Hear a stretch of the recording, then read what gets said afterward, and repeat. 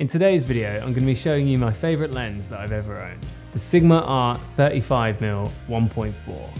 In my opinion, the most versatile prime lens available. Let's get started.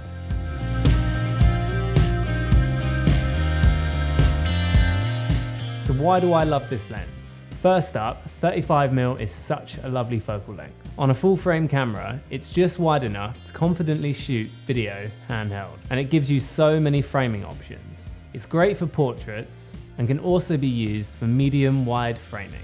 It has a really great minimum focus distance, getting as close as 0.3 of a meter. It's not quite a macro lens, but it's close. Having medium wide, close up and portrait options all in one lens is like having three amazing primes all in one. The lens itself is fairly small, lightweight and very well built. It has a great large manual focus ring, which is smooth, easy to reach and has quite a small focus throw. It has a 67mm thread and is easily adaptable. I adapted mine to an 82mm thread to match all my filters. The main reason you'll love this lens is that it's amazing in low light and gives you a lovely shallow depth of field. It being a lens that opens as wide as 1.4, it produces bokeh that is soft and creamy and allows you to shoot at a low ISO. The bokeh adds such character and almost feels vintage with all the pros of a modern lens. Despite it being soft and creamy, it's also super sharp. Unlike most other low aperture primes in its price point, it doesn't soften too much when wide open. You will get some purple fringing and chromatic aberration, but that's only to be expected and in my opinion adds to the charm. Next up, it's cheap. I purchased this lens used in the UK for £350. The lens goes for an average of around £400, and compared to other 35mm 1.4 lenses on the market, the lens is half the price and outperforms them all. Another reason that you'll love this lens is the great video autofocus. It's responsive and quick, but in video slowly racks from one focus point to another as if a focus puller would do so. It's pretty much silent and hasn't failed me yet. Saying that, the autofocus in photos has always been an issue for Sigma lenses. For video, they're amazing, but for photos, you might find the lens misses focus every now and again. Sigma did introduce a USB dock that allows you to calibrate the lens. I tried this a couple of years ago, but found it didn't make much difference.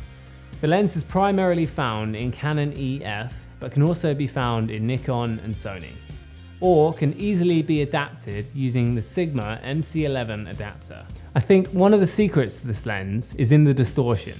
Things in the center of the image look larger than they do on the edges, therefore making things in the center of the image pop and stand out.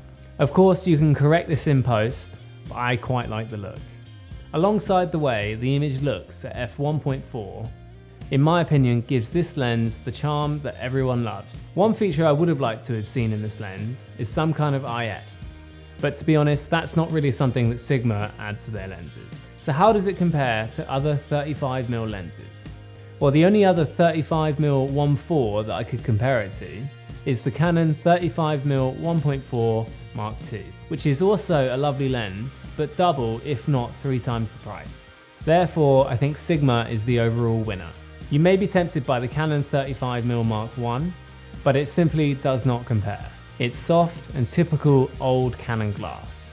I've found that new Canon glass is almost as sharp as Sigma's glass, but with a little bit more contrast.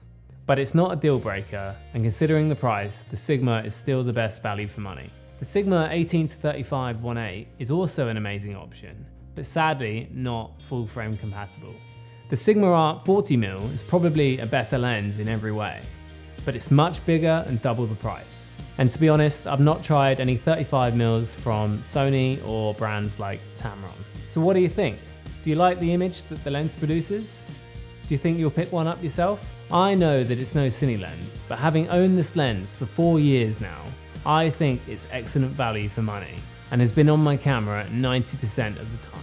Let me know what you think, and thanks for watching. Like, comment and subscribe, and I'll see you in the next one.